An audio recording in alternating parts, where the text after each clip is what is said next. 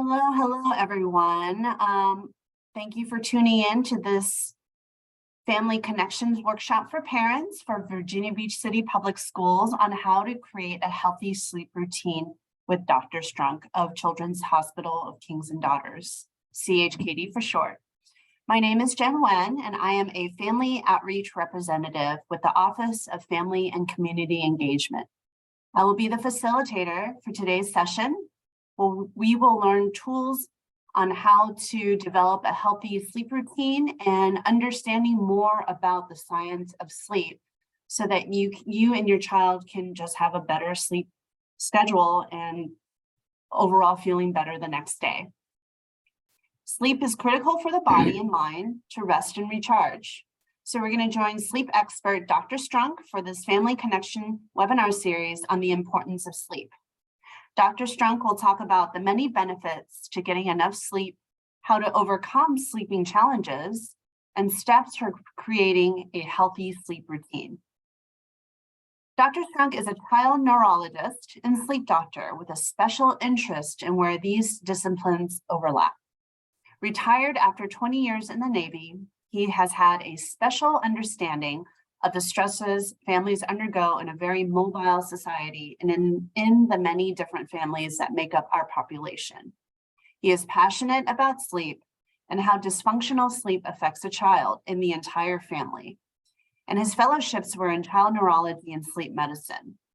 Dr. Strunk has 3 teenagers who have educated him over the past 20 years about the issues children face and how social stressors, school, sports, and social media can work against healthy sleep habits. Dr. Strunk sees patients in sleep medicine as well as neurology at CHKD. He routinely gives talks regionally and is passionate about speaking in the community to help families, teachers, and coaches learn about the importance of good sleep in our lives. I would also like to introduce Ms. Rebecca Hillegas, who will be our sign language interpreter for this session. So welcome, Rebecca and Dr. Strunk. Thank you so much for joining us. And without further ado, I'm gonna let you take it away. All right, thank you, Jen. It's nice to be with you guys today and appreciate that introduction. My kids are now actually all in their 20s, so it's just a time keeps marching forward. I have less hair and it's grayer and grayer, but it is fun to be here with you guys. So hopefully this will be useful. And I'm just going to share my screen and have these slides that we're going to go through that kind of goes through some of the sleep issues that our patients see or have, and that your children or your family experiences. And I'd say a couple things. It's true, I was in the Navy for a long time, and we had a lot of patients whose families were kind of coming and going, East Coast to West Coast, or mom or dad deploying, so functionally single parents, and all those issues that can make sleep challenging. And so I really found that sleep is something we often don't pay attention to until it's really broken. But in my world of neurology, sleep can be so critical, even for patients of mine that have things like epilepsy. Sleep can affect that for them. And one of the things for our children that I really emphasize is if you can sleep solid every night and get healthy sleep every night, that even for a 17-year-old baseball player in high school, if I ask them that and their sleep's kind of broken, and I tell them you'll sleep solid every night, you'll feel better during the day, you'll do better in school, you'll pitch a little faster and have more strikeouts, get along with your boyfriend, your girlfriend better. That in fact is true, that I have a lot of kids and families that are eager to do whatever it is to make sleep better, even when it can be a little challenging. So we're going to go through sleep a little bit, and then we'll talk about some of the challenges we see and some of the basics of making it better. But I'll also preface this with, if your sleep or your child's sleep is a mess, a common reflex for our doctors, our colleagues in medicine, is to give out medicines to help with sleep. And the short answer is they rarely make things better, or rarely make them better than in the very short term. So I would be advise caution against medicine to try to make sleep better. But also, if you've tried things for sleep and it's not working and it's really a mess, we see patients here in Chesapeake. We have a busy clinic, and I'm happy to see our kids because having kids sleep be better can help their whole family. And it's really one of the most rewarding things in medicine for me. This is my second title that is common. So my toddler's in our bed, the third grader cannot seem to pay attention. My teenager is up all night, and it's either texting now, guys, now it might be YouTube videos and TikTok. Facebook's for old people like me, but the same sort of themes. So we're going to talk a little bit about what sleep is. There are a couple of quotes from Shakespeare because that guy loved sleep. But we'll talk about what sleep normal is, poor sleep, common sleep issues, and a little bit about how we might approach improving sleep for your family, your children, or quite honestly, for adults listening. If you have trouble with sleep, these rules are the same for us as adults. The first thing I would say is something we didn't know until probably 60 years ago, which is we used to think of sleep as basically the lack of being awake. And we sort of figured out that our brains do really interesting things when they sleep. They're very active in some parts, quiet in other parts, but this is a very general schematic. And on the left vertical axis is awake at the top, and then dreaming, which is REM sleep, and then those numbers are going from light to deep sleep. If you look at the horizontal axis, that's just the 8 hours of night that you would see. And this is what normal sleep looks like. We start awake, we drift into deeper sleep. And if you look at the left half of this slide, you'll see bigger, deep troughs, which means the first part of our sleep has more deep sleep. And we'll talk about that. The last half of our sleep, if it's normal, has a little bit of those thick bands, and that's dreaming or REM sleep. And those things do different things for our brain. But this is what our sleep should look like. But it's not just sort of the same thing all night long. And that's important for us when we do sleep to have healthy sleep. This is not perfect, but when you're not dreaming in deep sleep, this seems to be restoring our brain and body to some degree. Your brain's sort of relatively quiet. And what I mean is, if I look at your brain with a PET scan or something that looks at use of oxygen or blood sugar or blood flow, it's smaller and less during deep sleep. This seems to be restoring issues and maybe even doing some filtering of things from our brain, but it's not a very busy state. When we're dreaming, that's almost awake when you look at brain waves. And we are using a lot of energy, sugar, blood flow during dream sleep. And that seems to be very busy in processing our day, sorting out memory, even issues with creativity and how our brain functions seems to be tied to that. This is by no means perfectly clear cut, but it's important to know that sleep, these different stages of sleep, have real value for us. So when it comes to sleep and knowing that, why is it that sleep can be so hard for some of us? And also, why is it so easy for some of us? So when I have kids who have trouble sleeping and I meet their families, I always ask their parents, which one of you is not an easy sleeper? And virtually 100% of the time, if their kids or one of their kids has really bad sleep, that's similar to one of their parents. And that's in large part that the circadian rhythms of our brain, which is not tied to how long you've been asleep, but tied to light and dark and roosters and crickets and noise and light. These circadian rhythms are genetic. And in fact, the Nobel Prize in Science, I think now maybe 3 years ago, was given to two scientists who figured out some of the genes that have to do with circadian rhythms. They really affect every aspect of our bodies, but the sleep circadian rhythm is profound and pretty well studied. And we can think of this most commonly as when it's dark, your brain would prefer you sleep, and you secrete melatonin from your brain, which tells you should sleep. When it's light, your brain says, turn that off, you should be awake. It's just that we do a lot of things in our lives to run afoul of this circadian pattern. It's also useful for our school kids to remember that their circadian rhythms change a little bit. So it's actually more healthy for teenagers to go to bed a little later and sleep a little later, not because of bad teenage behavior, but a normal shift in their circadian rhythm. The homeostatic drive is the other of the two factors that make us sleep, and that is sleep time dependent. You can think of this as when you or your child has a really rough 3 or 4 days. So whether it's work or life or just what's going on, if you said, I had a really rough time sleeping for these few days, or my child did, and then they had a day where there wasn't much going on, and whatever stressors were going on were a little less, for example, and they sleep really well for one night, and then it's back to that ugly process again. And that's because when we miss sleep, any of us, the sleep we miss builds as a pressure in our brains, so that eventually, when you have an opportunity, your brain will force you to sleep better and catch up on some of that sleep.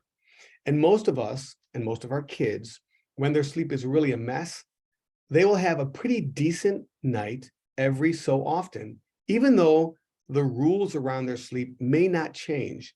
And that's largely driven by this other factor.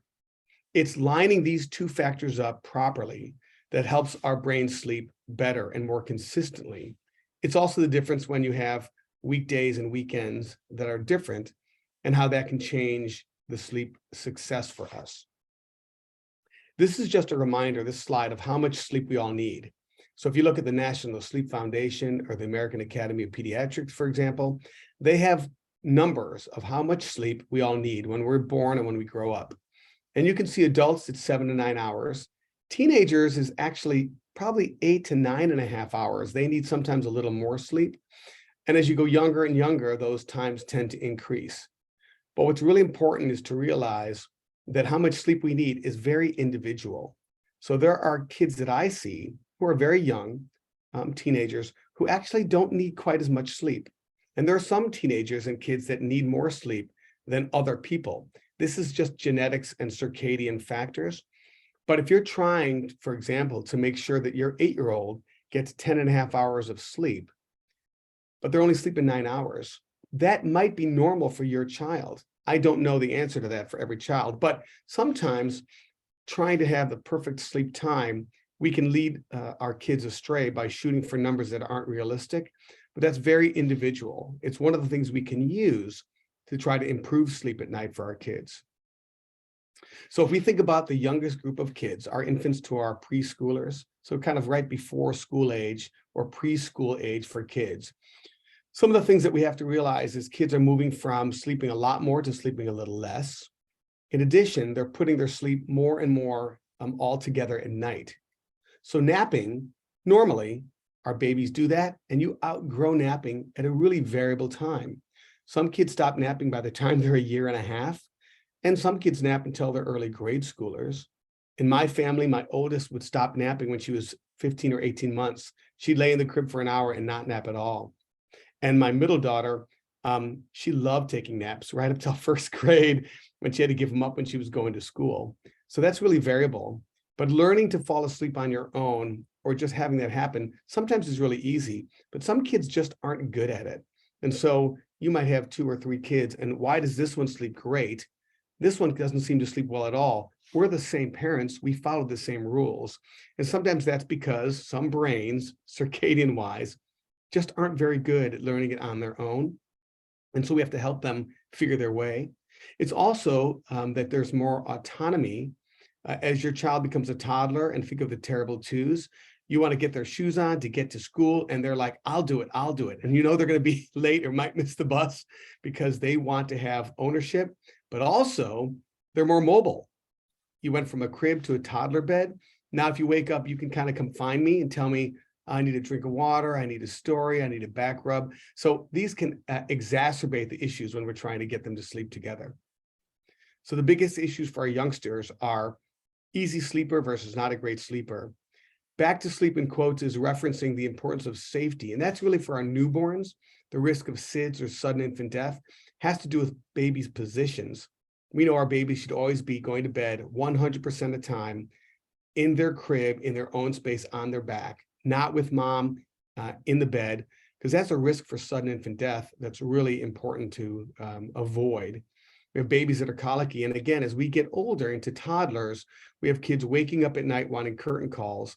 And it's also when you first start seeing these weird things at night, like night terrors or confusional arousals, nightmares start showing up that really can be disturbing to their sleep and to your sleep. So if we're talking about this younger group, what are the things that we can do if your toddler, for example, is waking a lot at night?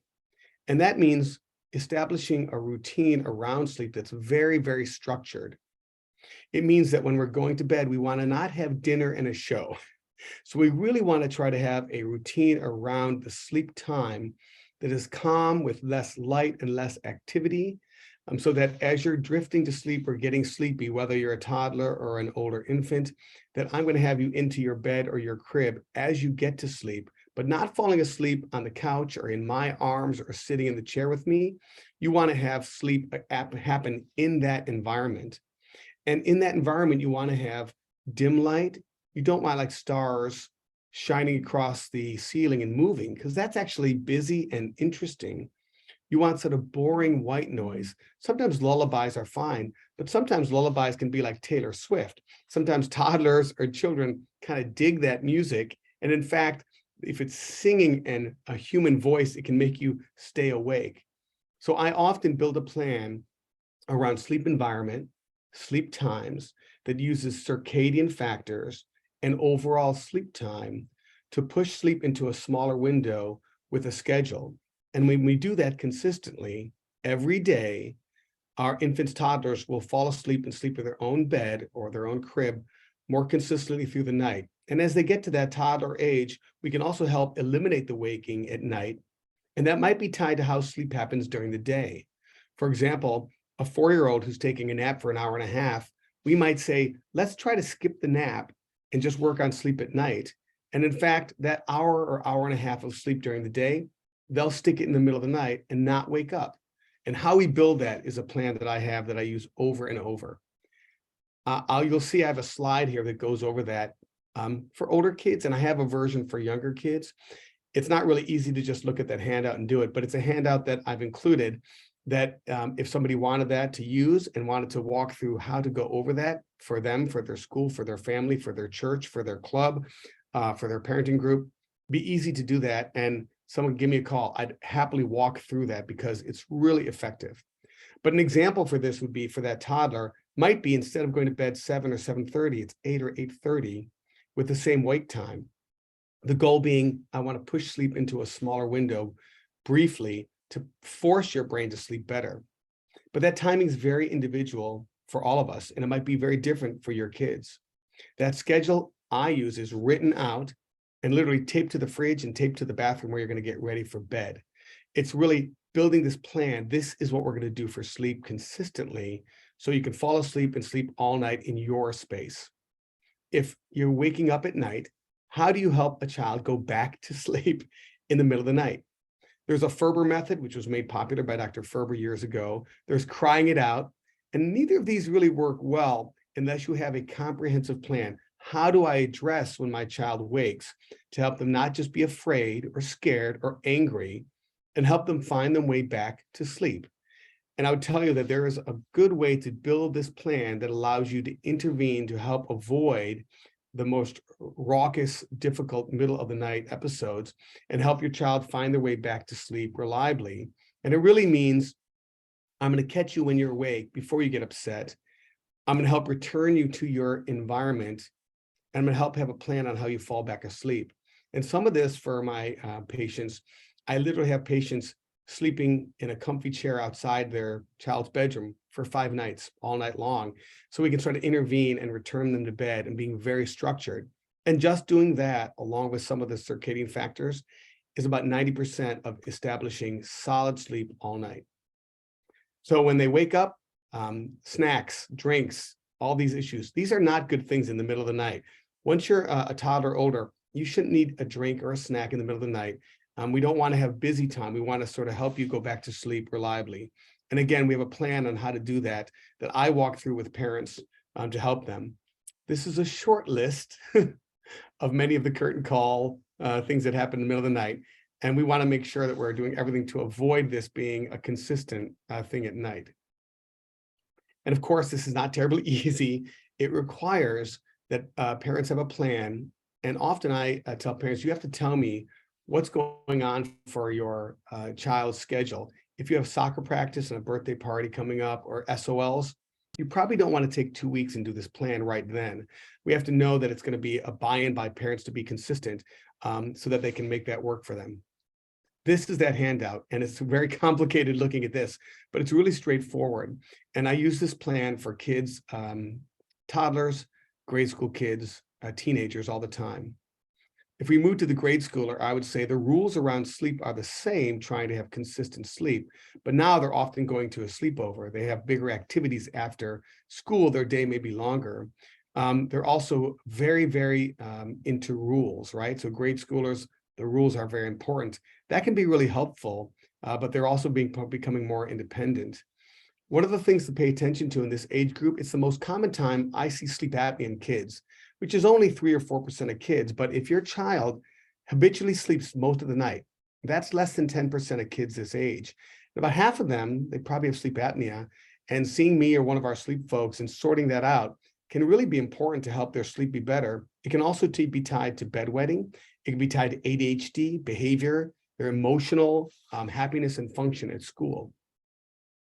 So sleep apnea in kids, it's not all just older dudes with big, thick necks. In this age group, tonsils is a big factor for this.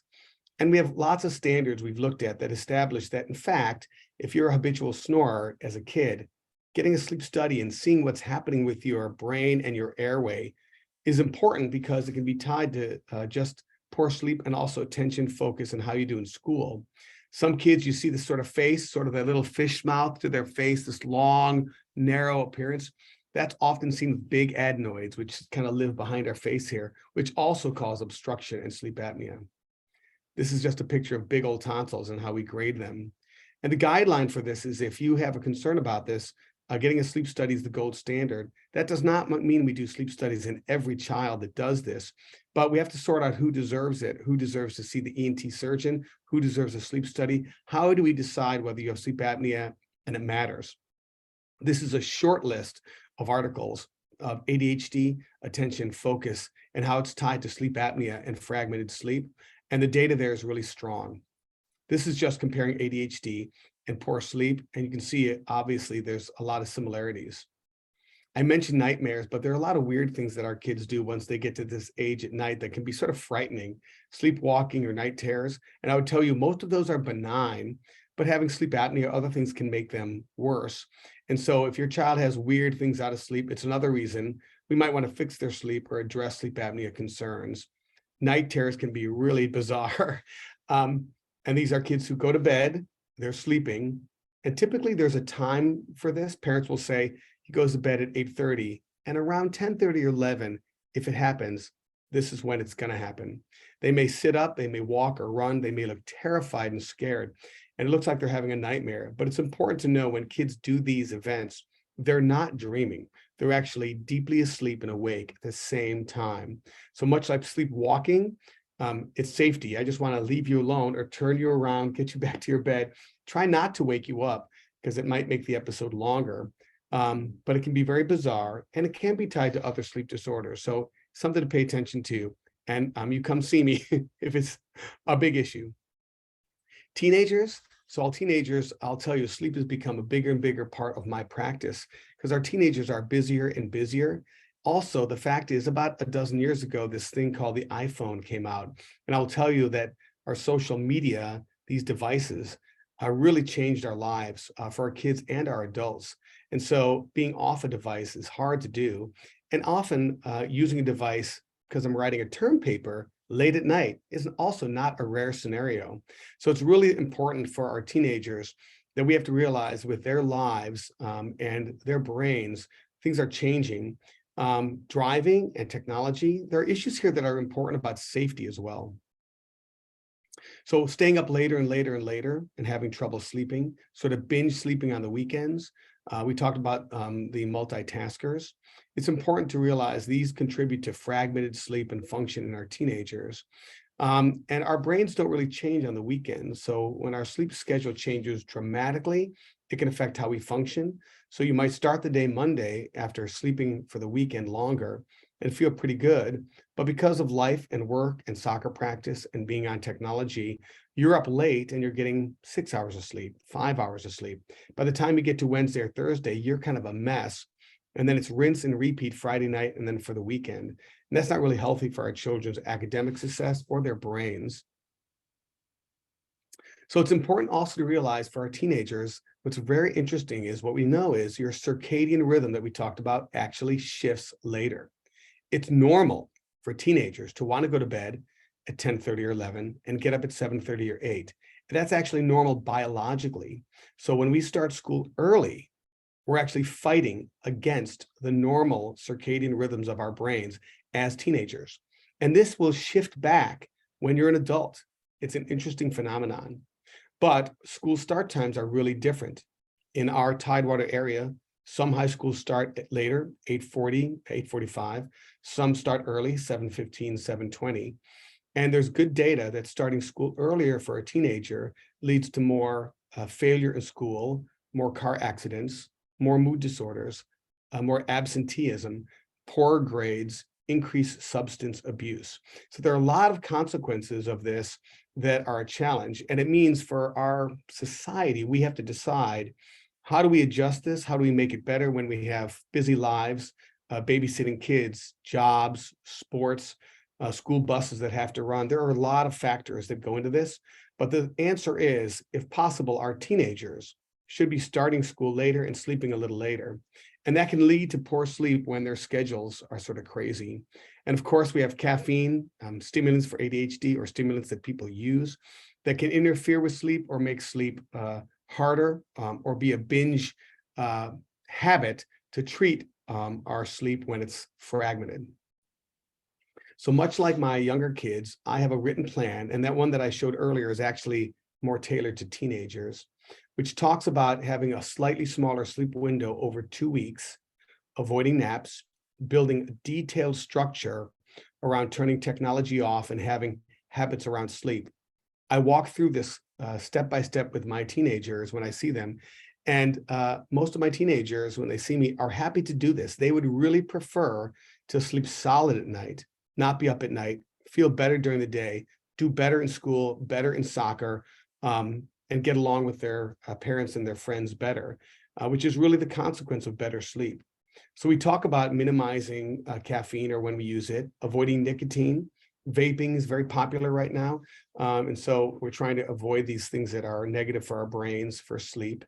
Making sure that exercise and these issues don't happen around a normal sleep time. Having a technology break and turning things off when we get ready for bed. My teenagers, I have them when they go to bed, have a book with pages that smells that you have to turn the pages sitting next to their bed.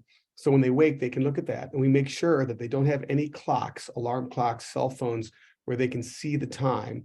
And for any of you adults out there, you know, if you have insomnia, clock watching just makes your night worse. So we build a plan around that. And I'll tell you, I see so many teenagers who have a lot of anxiety around life. They're going to school, but hearing about Ukraine, and it can really wreck their sleep and their mood. They have an interaction. So I'll tell you, it's not uncommon that I'm often treating anxiety as a disorder that then helps sleep be better. But it's important to pay attention to depression, anxiety, and mood disorders that exacerbate sleep and vice versa. Having a set sleep time and a set wake time, including the weekends, just for a couple weeks, can largely make sleep much more consolidated for our teenagers. And then you can sort of play around the edges and adjust it. But doing this really helps. And if I have kids that are concerned about, how this is going to work, I remind them that, if you look at the Major League Baseball players, when they travel East Coast to West Coast, they have experts paid to just take care of their sleep, because they'll have a better batting average and do better pitching when their sleep is better. And that's also true for our teens and for my parents. We talked a little bit about delayed sleep, meaning going to bed later and later and later, and then trying to get up for school. And this can really build on itself and become a horrible dysfunctional pattern for our teenagers. So there are different things you can do, such things as a light box, melatonin in small doses that adjust your sleep timing a little bit. So there are things to do for this can help. It's sort of a exaggerated version of just insomnia or I can't get to sleep. But we see that in some of our teenagers. It can be a challenge to fix, but one of the things that we do well in our clinic.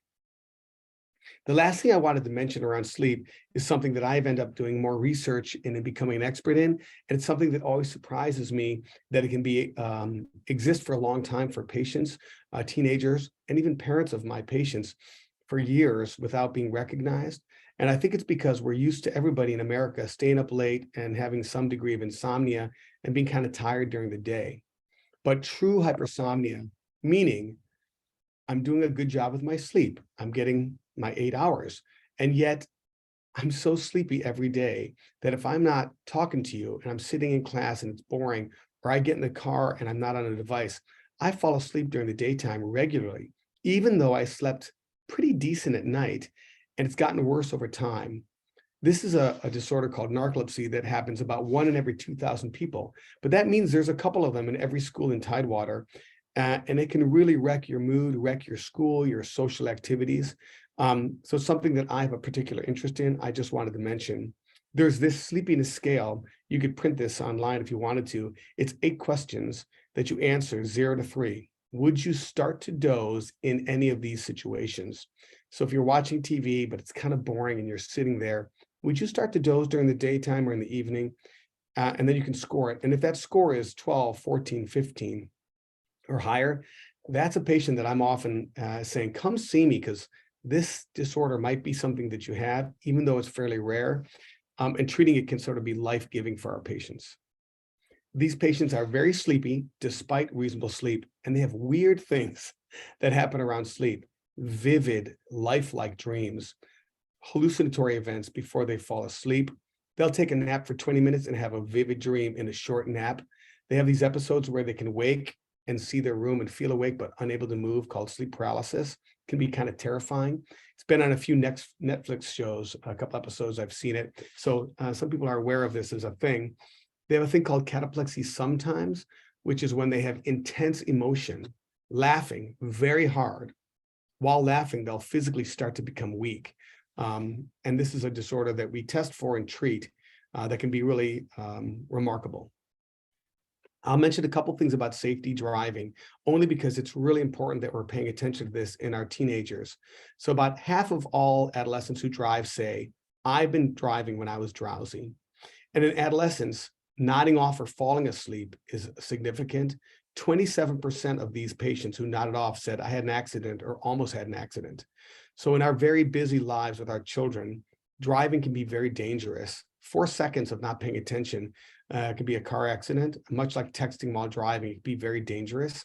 So for my patients and my teenagers particularly, I really want them to have healthy sleep because of these risks. And I will just mention, as I mentioned earlier, when you start school can affect your risks of having a car accident while you're driving.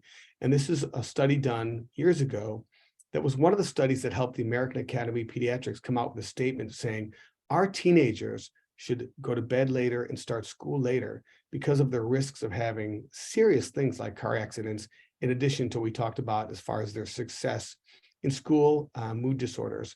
But it's really important. It's something we all have to grapple with in each of our communities, but it's the right thing to do. It's just how we do it that matters. So I would summarize kind of what we've talked about here, and I hope I didn't go too fast through all of this, that sleep is really important. And we used to not pay much attention to this. Then we started paying attention to sleep apnea in adults. And now we realize that sleep in our infants, our toddlers, our children, our adolescents, and our adults is critically important. And it's really easy for it to get broken, particularly in the society we have, where we have technology, social media, very, very busy lives, and schedules sometimes that don't align with what our brains prefer for sleep. And that when sleep is broken, it can affect all of these issues and areas for our children. And quite honestly, when I have kids who have really poor sleep, their parents have poor sleep. If you're up and down with your child all night, your sleep is broken and you got to get up and go to a job all day and function and then take your kid to soccer. It really can be devastating. And I would say in our sleep center, we've had a lot of success in helping kids and families sleep better. And even though sleep seems sort of simple, when it's broken and then you fix it, it can be life-changing for our patients. And it's one of the things in sleep medicine that I thought would be kind of boring, but it's extremely rewarding. How we fix these things is outlined here, but the details of that, the play-by-play of how you do it, it's really critical to have that lined up the right way to have success for our kids. But done right, we can fix these things and help kids and families be healthier. And if you need to do that and have trouble, we're not going anywhere. We're here and happy to see your patients. Or quite honestly, it's a lot of fun to have us come out to you. So if for your school, for your science club, for your PTA, for any of your functioning or functions, I'm sorry, at school, let us know. We're happy to find time and come discuss this or walk through it in detail, and even do some teaching that could be spread amongst your peers or your colleagues at school. We are here to help and happy to see your patients, your kids, my patients, see your kids and help them out with sleep so they're healthier. And I think that's all I really had. Hopefully we didn't run too late. It looks like it's 10 after 1. So hopefully, Jen, I did a decent job of. Oh, you did great. Yeah, it's 1:09, so you have literally a minute, 2 minutes. So kudos to you, Dr. Strunk. You definitely kept it within the time frame. So amazing. I can't tell you how much I've struggled with sleep as I wouldn't say young adult, I would say as an adult. There's so many little gadgets now people use, like a Fitbit. I myself bought an Oura ring to track my sleep. And for some reason, that gives me the peace of mind. And even when I don't feel like I'm really sleeping, I still am. For example, last night. I understand that. Yeah, so it's funny that you pulled up that chart of how your sleep schedule is. I look at my chart daily of the way that my ring tracks my sleep. So it looks very similar to that, except that I wake up a few times, once or twice through the night. But I think it also, as a woman, we go through more hormonal changes, and that's a whole nother thing in of itself. So I'm diving into that and learning a bit more. So.